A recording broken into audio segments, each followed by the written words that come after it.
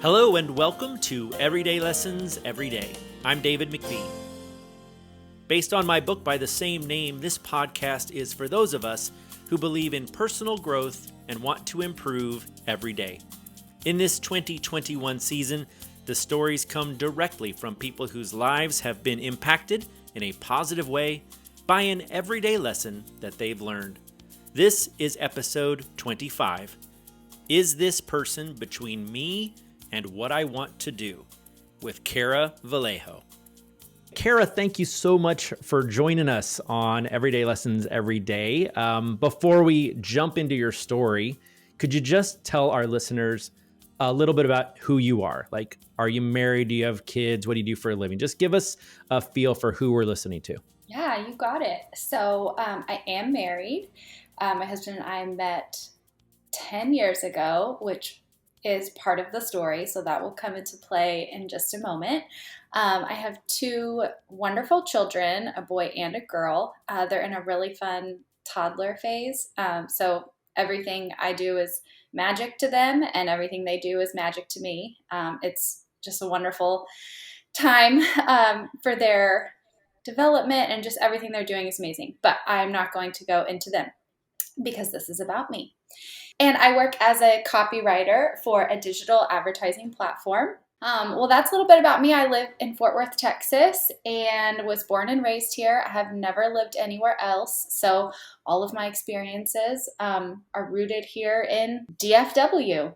All right. So would you consider yourself a mom first, a wife first, or an individual first? Oh, that's a fantastic question. I think I would consider myself a woman first, a mom second, a wife third, an employee fourth, and I'm sure I'm a daughter and a friend and a sister somewhere in all of that. But I think that being a woman kind of encompasses the daughter and sister side of things. Okay. So, yeah. All right. I like that.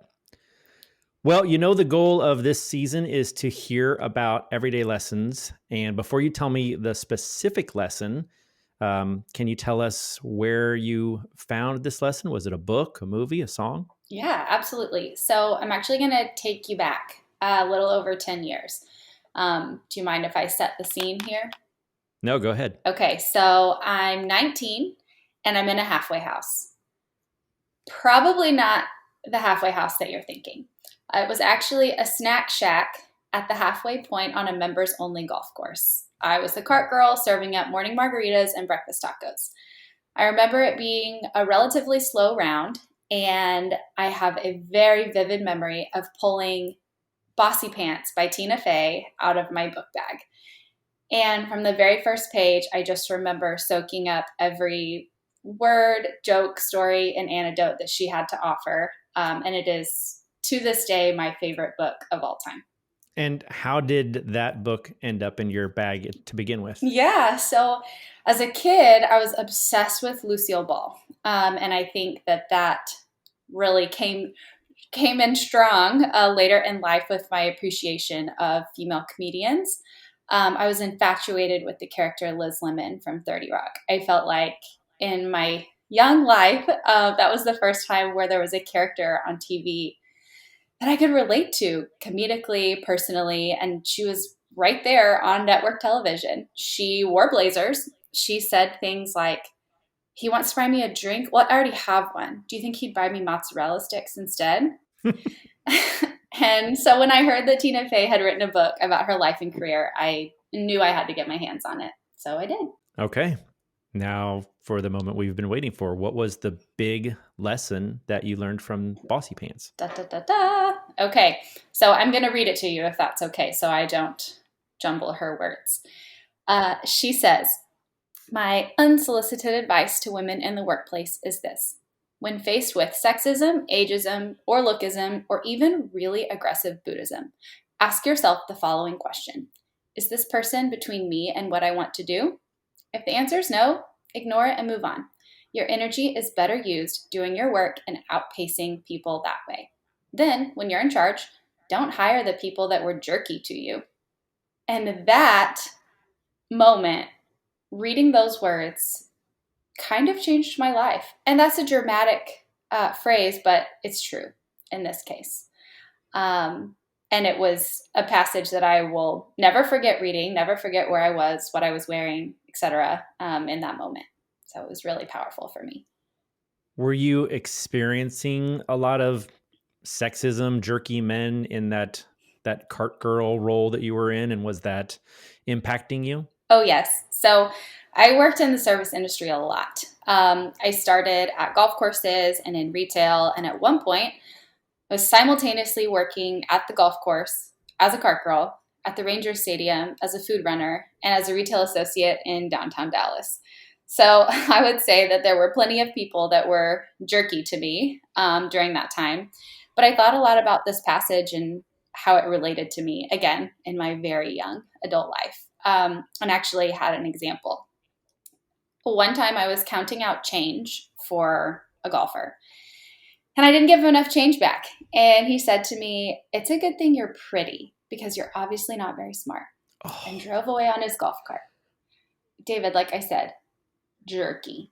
But I had to pay for my own college, and working all of those jobs was the only way I could do it. So through trial and error and through Tina Fey, I came to realize that those jerky people weren't really between me and my goals. They were simply noise from the sidelines, and I just worked right past them.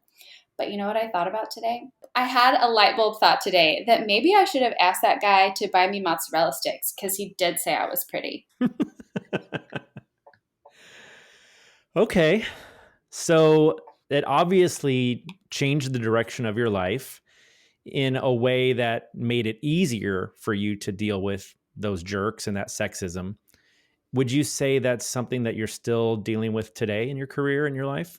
Well, if we fast forward the 10 years, kind of like I said earlier, I now have that bachelor's degree that I put myself through school for. I have an awesome job with an awesome company, awesome coworkers. I'm married with 2 hilarious kids, and we have a house. So to that, I say, take that, jerks. But at this point in my life, I think I kind of see it from the other side. And I'm very aware of how it feels to be the recipient of comments or actions that make you feel less. And I've worked with a lot of people. I've been the employee, I've been the boss, and, everything in between. But from every position that I've had, even to those people, back in the day, it just reminds me that kindness and empathy go a whole lot farther than anything else. And so while I do still have that passage in the back of my mind, and I do think about, people that may not be all that nice, I also think about it a lot from a leadership perspective and just a good person perspective, that it's not fun to be treated that way. And I certainly don't want to be the one treating someone like that. So that's kind of how I see it as an adult, and with my kids, just teaching them how to react to those type of situations, but also to be the kind person themselves. I was just going to say that when your daughter gets older, especially, that's when you're really going to lean on that. I've got, as you know, a 15-year-old daughter, mm-hmm. and she has really found her voice recently. And there are a lot of privileged boys who don't want to hear her voice, and don't think that she has a right to express her opinion because she's a woman. So I'm super excited for her to hear this episode, hear your wisdom, hear Tina Fey's wisdom, and hopefully she will understand that if those men are not between her and her goals, then they don't matter. Nope. No, they do not. They do not matter at all. But, what does matter is her voice. And that is something that is just so important. And, my daughter's 3, so there's a lot of time in between now. And then, now and the point where she is your daughter's age. But, I look to people like you and other people in my life that I respect. And Tina Fey, I don't know personally, although it is certainly a goal. but I look to people like that are strong and that have raised children and, gotten where they want to be in their careers and personal lives. And that is an inspiration. So thank you. And if Tina Fey, if you're listening, thank you. And I say, to your daughter, go get them. Don't just leave the noise on the sidelines because it's not worth it in the end. That's awesome. Thank you. Yeah. All right. Are you reading anything good now? So currently I am making my reading list for the holidays. And while I was going through all of this, Amy Poehler's name came up so much. And so I remembered that she wrote a book called Yes, Please. And I've already ordered that and it is on the way to my house. So that is what I plan on reading. You're going to love it. Oh, have you read it? Yes, I have. I absolutely love it. Now, I think it's really aimed at folks who are struggling with divorce. There's a lot in there about her dealing with that, which won't be relevant to you, but there's so much in there that it's very Tina Fey-ish. Of course, they're like sisters, right? So yeah, you're going to love it. I love that. Well, I'm certainly excited about that. And my parents actually not too long ago decided that they were going to get a divorce. And so I did not know that about the book, but I'm looking forward to reading her thoughts and, how she went through that. So I'm excited about it. That'll give you some perspective as to what they're about to go through. Yeah, I agree. That's a great byproduct. I was in it for the Amy Poehler jokes, but that's even better. Yeah, it's a good one. Good. I'm glad. Well, I did have one extra thing to add, if that's okay with you. Well, sure. So again, as I was going through all of this, knowing that I was going to be talking with you, I did have a thought, and that when I look at everything as I am today, right, and I look at it through the lens of being kind and having empathy, it also reminded me that, our careers are so important, but would you agree that people will always be more important than things?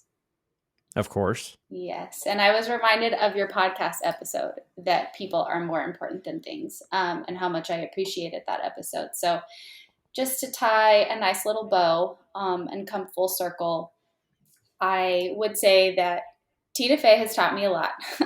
Getting through that 10 years was really hard, but with humility and laughter and a lot of dedication, and people around me like you, Tina Fey, my husband, a great support system, here we are. And I wanted to also share a quote from Lucille Ball, since I mentioned her earlier. And she says, "In life, all good things come hard, but wisdom is the hardest to come by." And I think that you share wisdom in a really wonderful way, as do so many other people on this journey of self-help. And I'm just so grateful for everybody that has the bravery to share those thoughts and lessons that they do every day. So I'm just really grateful for everything. Well, I am grateful for you. Thank you for saying that. You didn't need to do that at all. This whole season is about highlighting other people's everyday lessons, and I hope that the people got a lot out of your stories today. I hope so too.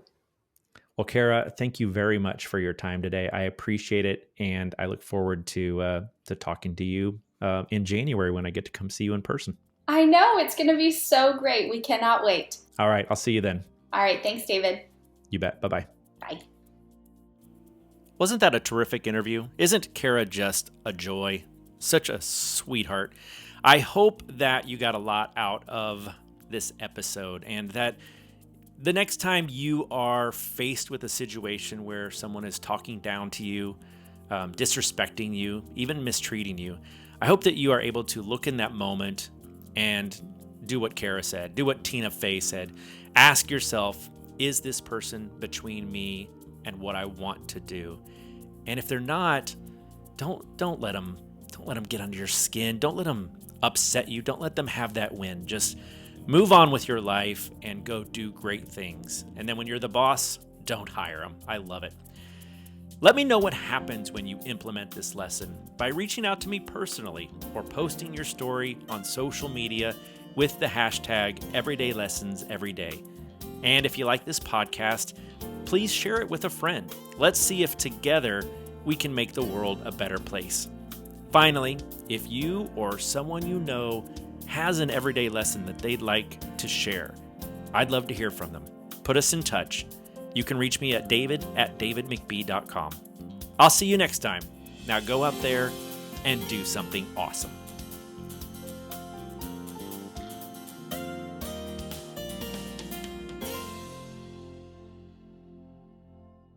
Great. I'm going to take a little drink and you tell me if you can hear it. Did you hear that? No. Okay, great. No, I did not hear. Excellent. Did you hear mine? Yes, yes, I did. Can you tell what it is?